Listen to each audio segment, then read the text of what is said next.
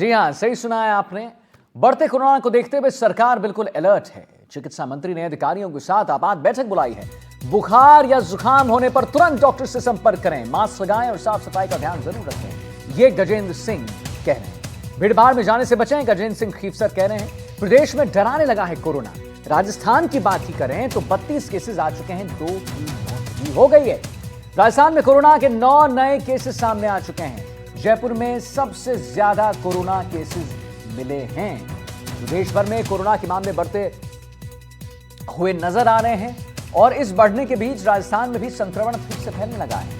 मंगलवार को प्रदेश में 9 नए केसेस सामने आए हैं। कोरोना की स्थिति को देखते हुए चिकित्सा मंत्री गजेंद्र सिंह खीफसर ने अधिकारियों के साथ आपात बैठक बुलाई। उन्होंने कहा है कि फिलहाल नया वेरिएंट घातक नहीं है, लेकिन सतर्क रहना बहुत जरूरी है। क्या पता क्या हो जाए। खांसी, बुखार या जुकाम जैसे लक्षणों पर तुरंत डॉक्टर से संपर्क करने की सलाह दी गई है। हम आपको ग्राफिक्स के जरिए एनडीटीवी राजस्थान पर सब कुछ बता रहे हैं, आप खुद देखिए। यहां पर मैं हूं आपको समझाने के लिए।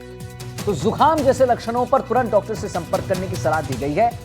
बुजुर्ग, गर्भवती महिलाएं और गंभीर बीमारियों से ग्रसित लोगों को विशेष सतर्कता बरतने की जरूरत है। यानी कि ऐसा नहीं सोचेगा कि अगर आपको डायबिटीज है तो ठीक है, कोई नहीं, मुझे कौन सी बड़ी बीमारी तो नहीं है, डायबिटीज तो सबको होता है, अरे ब्लड प्रेशर है तो साहब कहां होता है। लेकिन नहीं,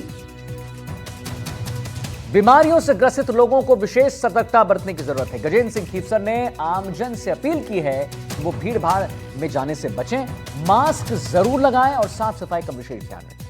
जयपुर और जोधपुर से सबसे ज्यादा मरीज मिले हैं। अब तक प्रदेश में कुल 32 केसेस मिल गए हैं, 2 की मौत भी हो चुकी है। हाईलाइटिंग पॉइंट है ये, हाईलाइटिंग पॉइंट है ये जो हम आपको एनडीटीवी राजस्थान पर बता रहे हैं। 32 केसेस मिल चुके हैं प्रदेश में, 2 की मौत हो चुकी है। बढ़ते कोरोना को देखते हुए सरकार ने सतर्कता बढ़ा दी है और आमजन को सावधानी बरतने की सलाह दी है।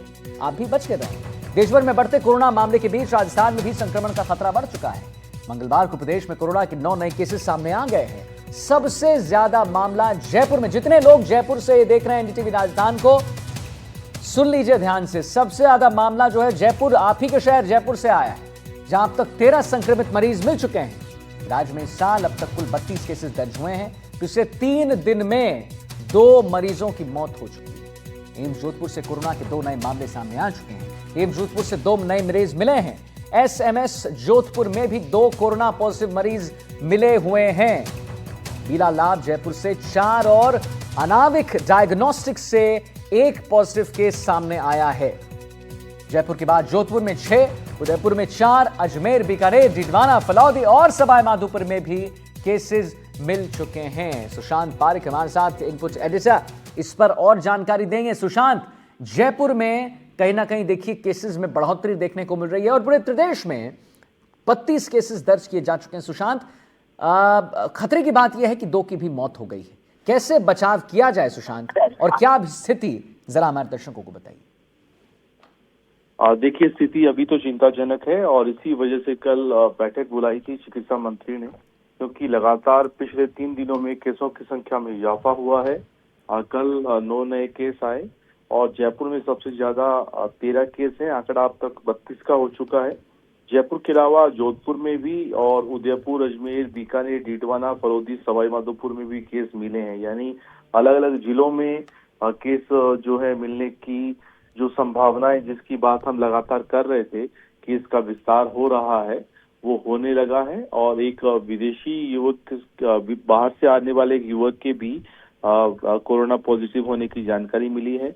2 लोगों की मौत हुई और यही कारण है कि कल जिस तरह से बैठक बुलाई, अलर्ट किया गया, सभी जो ग्राउंड लेवल पर फील्ड में डॉक्टर हैं उनको भी एक्टिव किया गया है।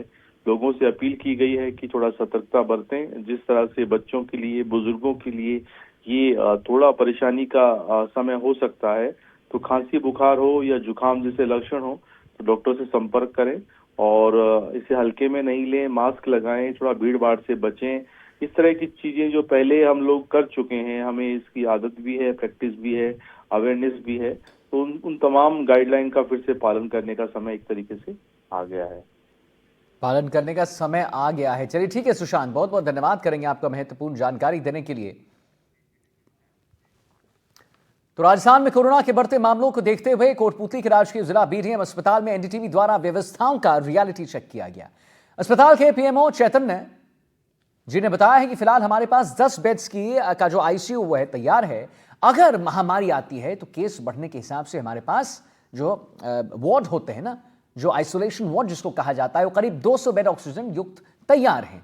साथ ही अस्पताल में 3 ऑक्सीजन प्लांट भी सुचारू रूप से कार्यरत हैं।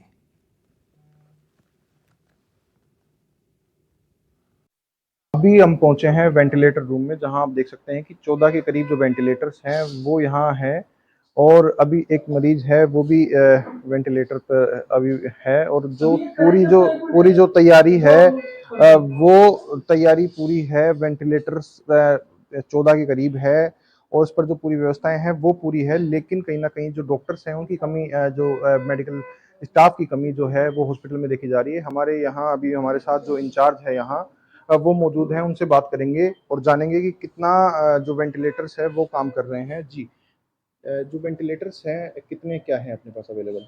जी, अपने पास आईसीयू बीडीएम हॉस्पिटल है। इसमें आईसीयू 10 बेडेड स्वीकृत है और यहाँ 14 वेंटिलेटर्स हमारे पास मौजूद है, और सभी वेंटिलेटर्स अपना यूज आ रहे हैं। पर अपने पास जो कमी है वो स्टाफ की और डॉक्टर्स की है। स्टाफ भी बीडीएम में कमी है, जो हमें आईसीयू में भी स्टाफ कमी मिला हुआ है। दूसरा, अपने यहाँ यूरोलॉजिस्ट नहीं है। किडनी से संबंधित जो भी बीमारियां हैं उनको देखने के लिए यूरोलॉजिस्ट नहीं है। हेड इंजरी के केस यहाँ खूब आते हैं, तो यहाँ न्यूरोलॉजिस्ट नहीं है। हार्ट के डॉक्टर्स भी नहीं है, तो उसके अभाव में हमें जयपुर ही रेफर करना पड़ता है मरीज। तो यहाँ यूरोलॉजिस्ट नहीं है, न्यूरोलॉजिस्ट नहीं है, लेकिन जो बेड है उनकी तैयारी पूरी है। जैसे अगर जी। कोरोना जैसी स्थिति दोबारा आती है तो उसके लिए व्यवस्थाएं हैं, बिल्कुल। लेकिन स्टाफ की कमी है। स्टाफ कमी है सब। हमारे यहाँ ऑक्सीजन की दो ऑटो प्लांट हैं, ऑक्सीजन की पूरी सप्लाई है, लाइन बिछी हुई है सब वार्डों में। आईसीयू में नहीं, सभी वार्डों में बिछी हुई है लाइन, तो पूरी सप्लाई उनकी है। आईसीयू इसमें ऑक्सीजन की है। दूसरा, डॉक्टर समय पर जो भी उपलब्ध हैं वो समय पर देखभाल करते हैं, और पेशेंट यहाँ जितनी केयर कर सकते हैं डॉक्टर्स भर्ती करते हैं और उनको केयर भी करते हैं। जब वो उनको ये लगता है कि हेड इंजरी में अब यहाँ डॉक्टर्स नहीं है तो ही हमें रेफर करना पड़ता है। बिल्कुल, ये थे हमारे साथ इंचार्ज, जिन्होंने बताया कि जो आईसीयू रूम है यहाँ वेंटिलेटर्स की कमी नहीं है, 14 वेंटिलेटर्स है और सभी जो है वो कार्यरत है। 5 साल पहले, आज से ठीक 5 साल पहले कोरोना की जो स्थिति आई थी, अगर वो दोबारा से इस प्रकार की स्थिति आती है तो हॉस्पिटल उसके लिए तैयार है। लेकिन कहीं ना कहीं जो मेडिकल स्टाफ है उसकी कमी यहाँ देखी जा रही है। यहाँ बताया जा रहा है कि जो यूरोलॉजिस्ट है, न्यूरोलॉजिस्ट है और हार्ट के जो डॉक्टर्स हैं उनकी कमी है। तो अगर कोई केस ऐसा क्रिटिकल केस आता है तो उसे रेफर किया जाता है, और कहीं ना कहीं जो कोरोना की तैयारी है वो यहाँ पूरी है, लेकिन जो स्टाफ है उसकी कमी कहीं ना कहीं खलती है। कोटपुतली से हिमांशु सेन, एनडीटीवी।